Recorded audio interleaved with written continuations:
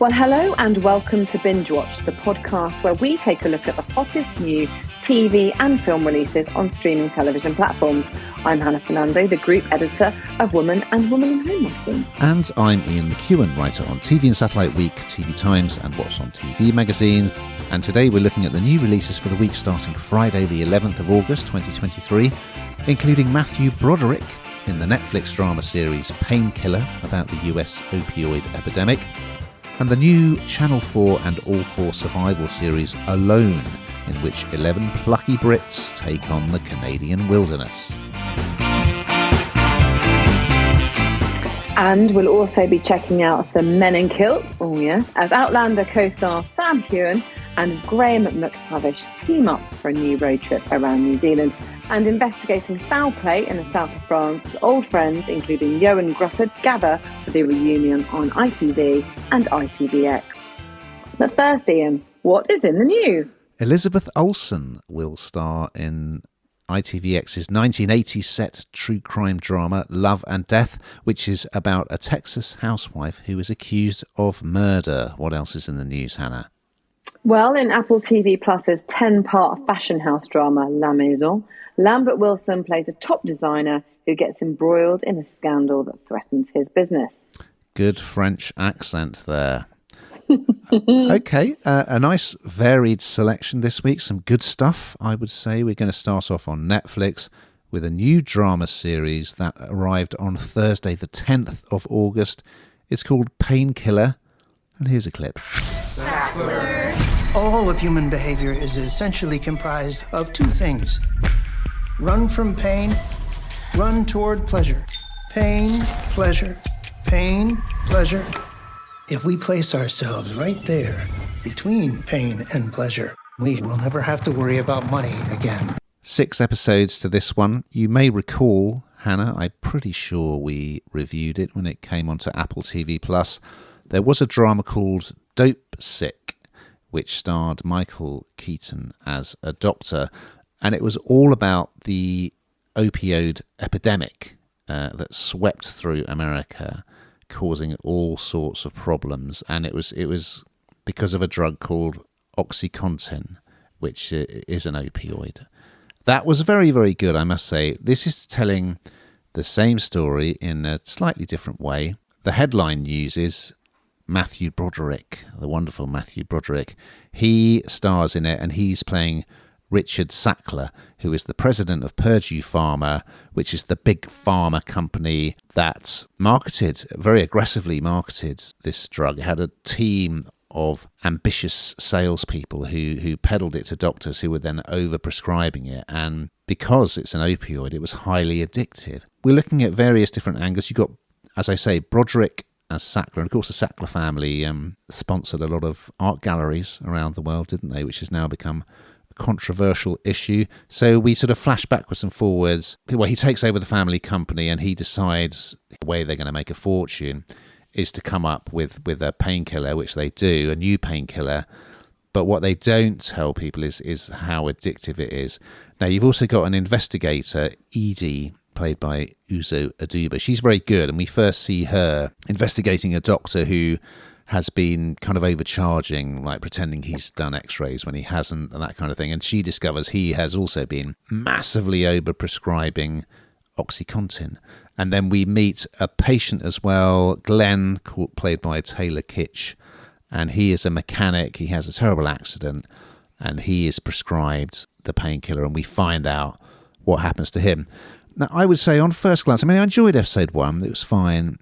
I thought Dopesick was very, very good, and I'm not sure this is quite as good, but I've only seen one episode. But it's great to see Matthew Brokerick, especially when he's aged up.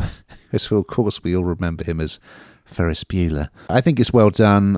Aduba is particularly good. Worth checking out, I think, because it's a fascinating and scandalous true story, isn't it, Hannah? What did you think? I really, really enjoyed Dopesick, and you're right, we did talk about it some time ago when that first came on, and I was a bit concerned that it couldn't sort of live up to Dopesick because that was just been done so well, and I think it was the kind of first time it really opened my eyes to what was really, was going on, what is going on. And this is just kind of an extension of that, but looking at, as you say, different kind of drugs, and you can't fully understand it unless you really get to the bottom of how people get addicted, because it just seems so strange to us. But this is just it is an epidemic in the US.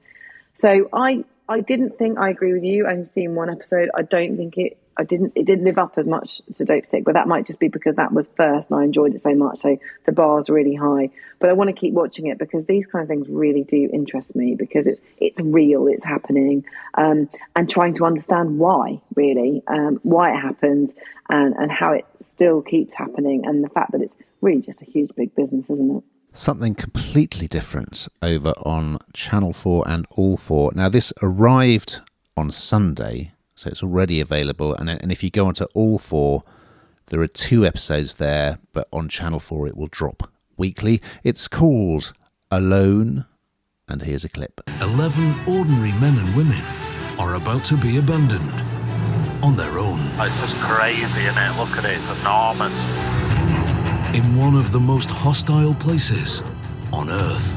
The bears, the water, the wolves. If you're going into this and not thinking it's dangerous, then you're in denial. Yes, so I have watched some of this, and it is utterly terrifying. Do not watch it just before you're about to go camping, although let's be glad there are no bears in the UK countryside. So this is another reality-style show. So there's £100,000 at stake. It's a prize waiting for the winner, and it's the British version of the popular American survival show Alone. So, as you say, Ian, it's already arrived on Channel 4, and it really just tracks 11 Brits who, there's men and there are women, who are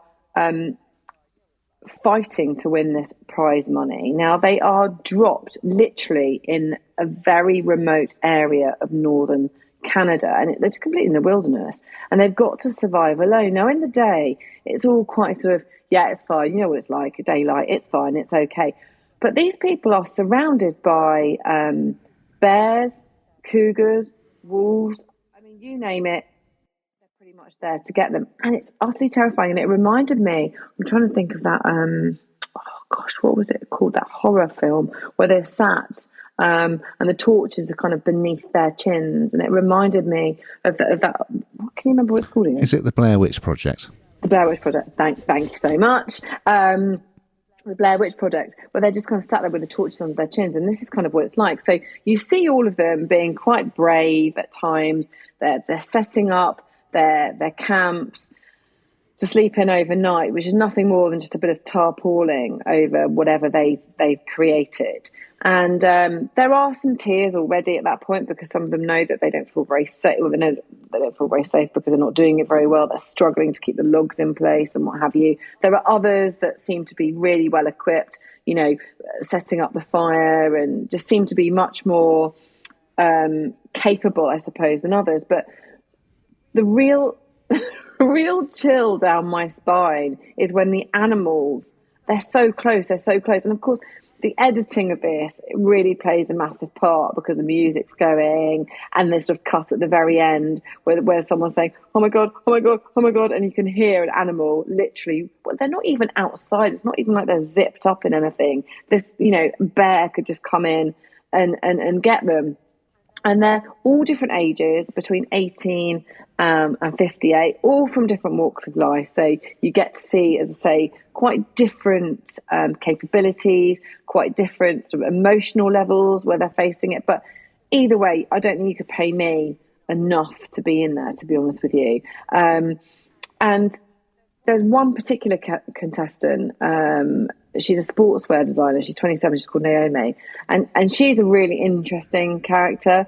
I think you interviewed her and I think she is an interesting character. But she's kind of desperate to prove herself. But in the dark of night, and I actually asked you, didn't I, before this started, is someone there to save them? If this really all goes horribly wrong, there must be a health and safety where there's somebody, that Bear Grylls is about to run out and grab them or do something. But you tell me not, which makes it even more terrifying. But honestly, this is 100% worth a watch. I really enjoyed it, but I was sitting on the edge of my seat. Did you enjoy it? I did. I mean, there have been so many of these survival type series. It's his own genre now, really. So we've had plenty of them. But I did think this was very good. And yeah, they do have a satellite phone for when they've had enough, and a boat will come and pick them up, but that will take a while.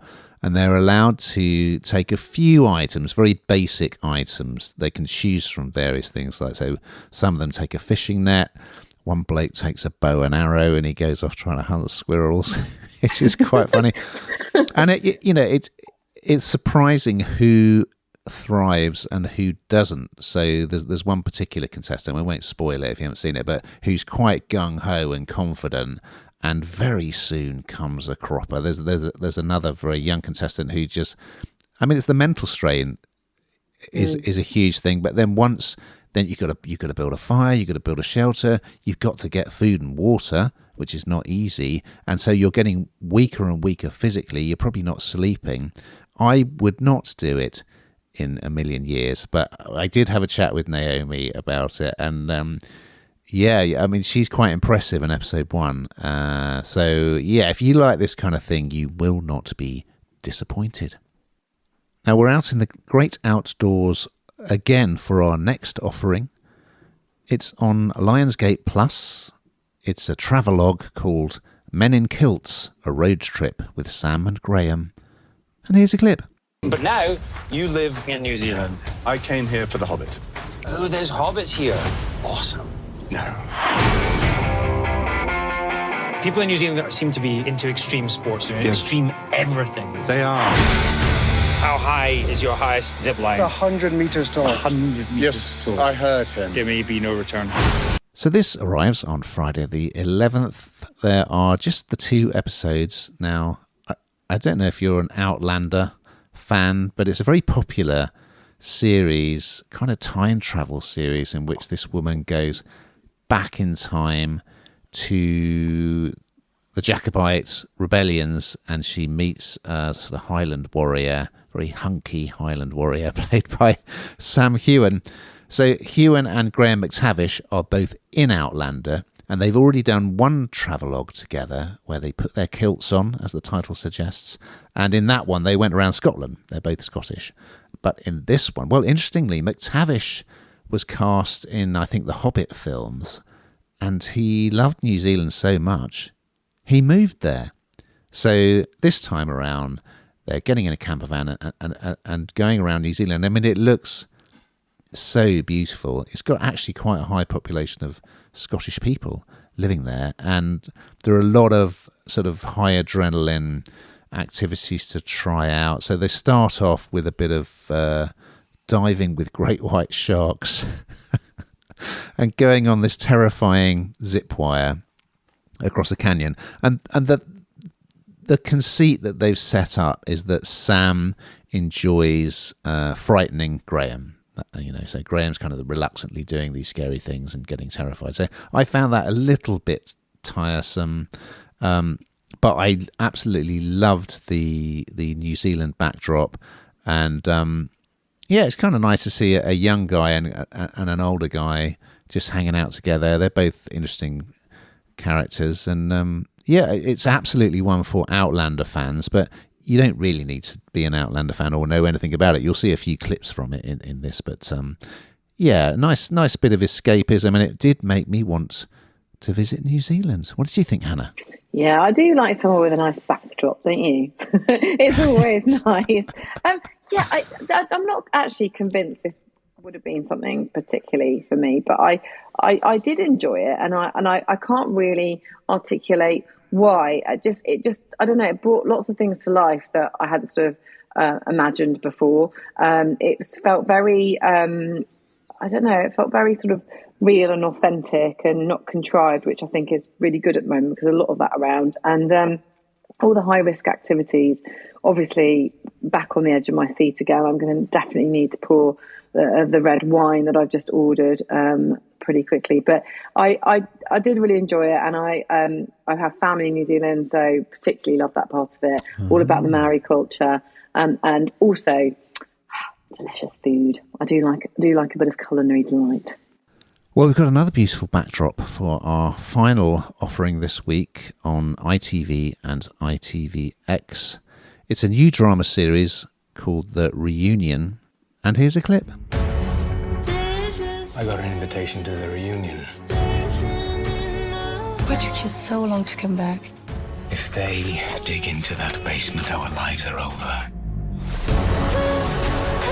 I told you not to come. I want to know what happened to her.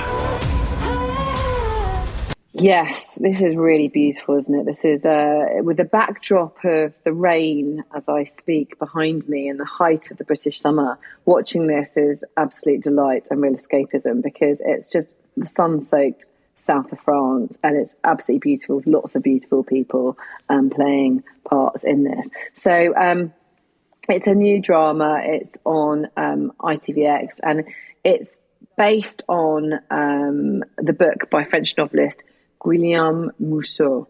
And it's all about that. So the novelist's life has been dominated by their desire to find out what happened to their former lover, who had vanished in a snowstorm back in 1997. And this is what it's based on. So he returns to his international school in the French Riviera for a 25-year anniversary reunion, and gets to know all his old friends once again. And secrets come out. So it's sort of like it's a mystery that's sort of being uncovered, I suppose. And what happened on that awful night, everything sort of begins to unravel. The story unfolds, and it follows this sort of. It's quite pacey at times. I did think when it first started, I thought this could be a bit slow, and I'm just going to delight in the backdrop. But actually, you do get quite quickly swept along in exactly what it is, which is a drama, and it's all centres around this quite horrific murder. It's incredibly, I think it's really credible, actually, but not credible at the same time, if that makes sense. The way it's done is really, really good. The actors in this are absolutely great. It feels quite fresh, I thought, and there's lots of these kind of murder mysteries, but that sort of thing going on at the moment, and we're seeing a lot of them. And I often look at them and think, oh my gosh, what can there be?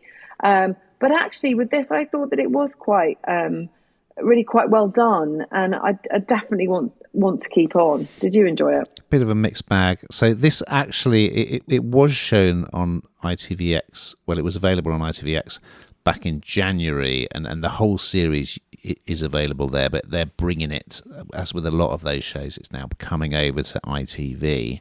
It looks as if it should be good. I mean, it's got Johan Grufford as this novelist, Thomas. So it keeps flashing back to when they were all students together, and I was thinking, there seems to be quite a lot of English students at this French school, but it's an international school, of course. So we see them as sort of four friends when they're at the school, and Johan is one of them, who goes on to become a successful novelist. Then he is obsessed with this young woman called Vinka, who has a very distinctive red bob.